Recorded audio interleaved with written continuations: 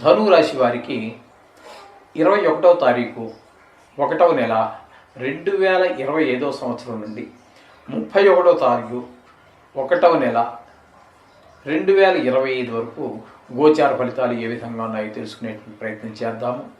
ఇక్కడ ధనువు రాశి వారికి జన్మంలోను తదుపరి ద్వితీయ స్థానంలోనూ బుధుని యొక్క సంచారం జరుగుతోంది. జన్మంలో ఒక 3 రోజుల పాటు సంచారం, ద్వితీయంలో ఒక 8 రోజుల పాటు సంచారం జరుగుతోంది. జన్మంలో ఉన్నప్పుడు మనకి ప్రతికూలమైన ఫలితాలే ఉంటాయి. అలాగే ఎందుకంటే ఇక్కడ సౌకర్యాలన్నీ ఏమీ అనిపించలేకపోవటం, ప్రవర్తనలో కూడా కొంచెం తేడా రావటం, మనం ఆచరించే విధానం, మనం నడిచే నడవడికలో కూడా తేడా వస్తూ ఉంటుంది. ఈ విధమైన 3 రోజులు ఇబ్బంది ఉన్నప్పటికీ మిగతా 8 రోజులు ద్వితీయ స్థానంలో సంచారం చేసేటప్పుడు అనుకూలమైన ఫలితాలు ఉంటాయి. కుటుంబంలో చక్కటి వాతావరణం ఉంటుంది, ఆదాయం పెరుగుతుంది, మాటలో సౌమ్యత పెరుగుతుంది. ఈ విధమైనటువంటి ఫలితాలన్నీ కూడా మనకి పిల్లల యొక్క అభివృద్ధి కూడా మనం కుటుంబంలో యొక్క అభివృద్ధి కూడా మనం అనుభవించవచ్చు. ఈ విధమైన ఫలితాలన్నీ కూడా బుధుని యొక్క సంచారం వల్ల తెలుస్తూ ఉంది. ఇకపోతే ద్వితీయ స్థానంలోనే రవి యొక్క సంచారం జరుగుతోంది. రవి ద్వితీయ స్థానంలో ప్రతికూలమైన ఫలితాలే ఇస్తూ ఉంటారు. కుటుంబంలో ఏదో అలజడి, అలాగే మాటలో కొంచెం కఠినత్వము, క్రూరత్వము, అలాగే కొంచెం ఆదాయం తగ్గటము ఇత్యాది, ఆరోగ్యం కూడా కొంచెం క్షీణించేటటువంటి అవకాశము, ఇవన్నీ కూడా ద్వితీయ స్థానంలో రవి యొక్క సంచారంలో జరుగుతూ ఉంటాయి. ఇకపోతే తృతీయ చతుర్థ స్థానాలలో శుక్రుని యొక్క సంచారం జరుగుతోంది.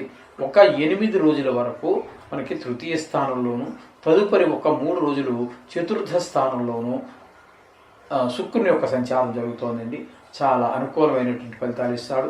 అందరు సహాయ సహకారాలు అందిస్తూ ఉంటాడు. తృతీయంలో ఉన్నప్పుడు చతుర్థంలోకి వెళ్ళినప్పుడు సకల సౌఖ్యాలు అనుభవించేటటువంటి అవకాశం ఉంటుంది.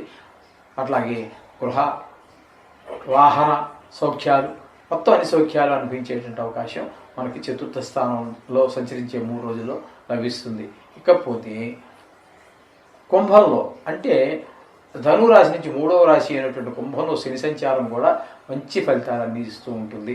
ఆ మంచి ఫలితాలు ఎట్లాంటి ఫలితాలు ఉంటాయంటే అందరి సహాయ సహకారాలు, అంటే మనస వాచ కర్మణ, ఆఫీసులో కావచ్చు, సొంత వ్యాపారంలో కావచ్చు, లేదా కుటుంబ సభ్యుల్లో కావచ్చు, కుటుంబ చుట్టుపక్కల ఉన్నటువంటి వారి యొక్క సహాయ సహకారాలు కావచ్చు, ఇవన్నీ పరిపూర్ణంగా మనకి శని భగవానుడి యొక్క అనుగ్రహం వల్ల, తృతీయ సంచారం వల్ల మనకి లభిస్తాయి. ఈ విధమైన సంచారం అంతా మంచి ఫలితాలు ఇస్తూ ఉంటుంది.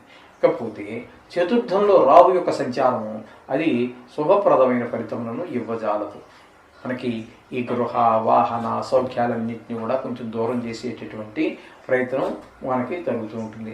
అలాగే తల్లిగారు కానీ, తండ్రితో సమానమైనటువంటి వారు కానీ, ఇంట్లో పెద్దవాళ్ళు ఎవరైనా ఉన్నట్టయితే వారి ఆరోగ్య విషయంలో కొంచెం శ్రద్ధ తీసుకోవాల్సిన అవసరాన్ని స్పష్టంగా గోచరిస్తూ ఉన్నది. ఇకపోతే గురువు యొక్క సంచారము పంచమంలో ఉన్నట్టుగా మనం చెప్పుకోవాలి. యథార్థానికి షష్టమంలో ఉన్నప్పటికీ వక్రగతి కారణంగా పంచమ స్థాన ఫలితాలను మనం చెప్పుకోవాలి. పంచమ స్థానంలో గురువు యొక్క ఫలితాలు అద్భుతంగా ఉంటాయి. ముఖ్యంగా పిల్లల మీద, దైవభక్తి మీద చూపిస్తూ ఉంటాయి. పిల్లలు బాగా చదవగలుగుతారు, వాళ్ళు తెలివితేటలు ప్రదర్శించగలుగుతారు, మంచి వాళ్ళతో స్నేహం చేస్తారు. ఇట్లాంటివన్నీ పిల్లల్లో అభివృద్ధి స్పష్టంగా గోచరిస్తూ ఉంటుంది. అదేవిధంగా ధన ఆదాయం కూడా మనకి పెరిగేటువంటి అవకాశం ఉంటుంది. అలాగే తీర్థయాత్రలు ఏదైనా అనుకున్నా, లేదా ఏదో పెద్ద దూరం తీర్థయాత్రలు అంటే దూరమే అనుకోక్కర్లేదండి. ఇంటి పక్కన ఉన్న గుడికి వెళ్ళటము, లేకపోతే గుళ్ళల్లో ఎక్కువసేపు కాలక్షేపం చేయటము, భక్తి నిలబడటము, దేవుడి మీద మనం 2 నిమిషాలు గుడిలో కూర్చున్నా, 2 నిమిషాలు ఇంట్లో పూజ చేసుకున్నా ఆ దేవుడి మీద భక్తి కుదరటము, నిలకడగా ఉండటం అనేటటువంటి జరుగుతూ ఉంటాయి పంచమ స్థానంలో గురు యొక్క సంచారం వల్ల. అట్లాగే 6వ స్థానంలో కుజుని యొక్క సంచారంగా మనం చెప్పుకోవాలి. యథార్థానికి ఆయన అయితే 7వ స్థానంలోనే ఉన్నారు, కానీ వక్రగతి కారణంగా 6వ స్థానంలో మనం చెప్పుకోవాలి. 6వ స్థానంలో కుజుడు మంచి ఫలితాలన్నీ కూడా ఇచ్చే అవకాశం ఉంటుంది. ఆరోగ్యం బాగుంటుంది.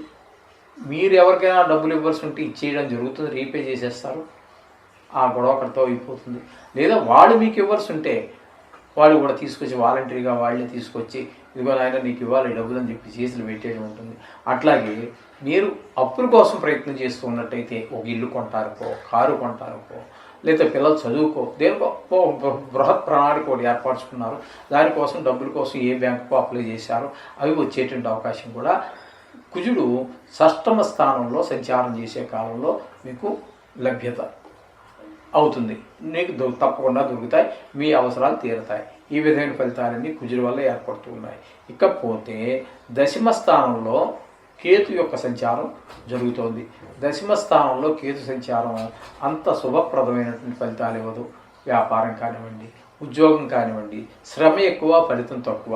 కొన్ని సందర్భాలలో మీ పై అధికారి చేత కొన్ని మాటలు పడవలసినటువంటి అవకాశం కూడా ఏర్పడుతూ ఉంటుంది. ఈ విధమైన పరిస్థితులన్నీ కూడా దశమ స్థానంలో కేతు యొక్క సంచారం వల్ల జరుగుతున్నాయి. ఈ విధమైన ఫలితాలన్నీ కూడా మనకి ఈ ధనురాశి వారికి జరుగుతూ ఉన్నాయి. ముఖ్యంగా వీరికి ఈ స్థానంలో ఉన్నటువంటి శుక్రుడు మంచి అనుకూలంగా ఉన్నారు. అలాగే బుధుడు కూడా 8 రోజుల పాటు మంచి అనుకూలమైనటువంటి పరిస్థితులు ఉన్నాయి. శని, శుక్రుడు, బుధుడు మంచి బాగున్నారు. అట్లాగే గురువు కూడా చాలా మంచి శుభప్రదమైనటువంటి ఫలితాలన్నీ ఇస్తూ ఉన్నారు. కాబట్టి ఎక్కువ గ్రహాలు అనుకూలత బాగున్నది గోచార రీత్యా ధనురాశి వారికి. అంత మాత్రాన ఎగిరికి అంతే ఎక్కర్లేదండి. ఎందుకంటే ఇది కేవలం గోచార ఫలితం మాత్రమే, ఇది వ్యక్తిగతమైనది కాదు. వ్యక్తిగతానికి దీన్ని అనుసంధానం చేసుకోండి నిష్ణాతులైన వారి చేత, లేదా ఎవరన్నా దొరికితే సరే, లేదంటే మా దగ్గర కూడా సౌకర్యం ఉన్నది, జాతకం రాసిస్తాము.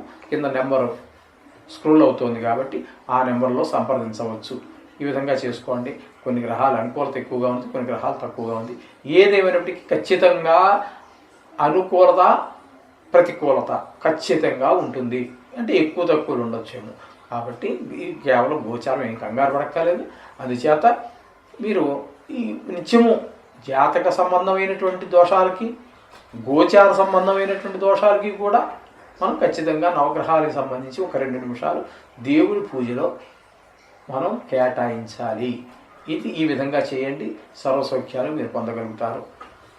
అందులో సందేహమే లేదు. శోభం భూయాత్.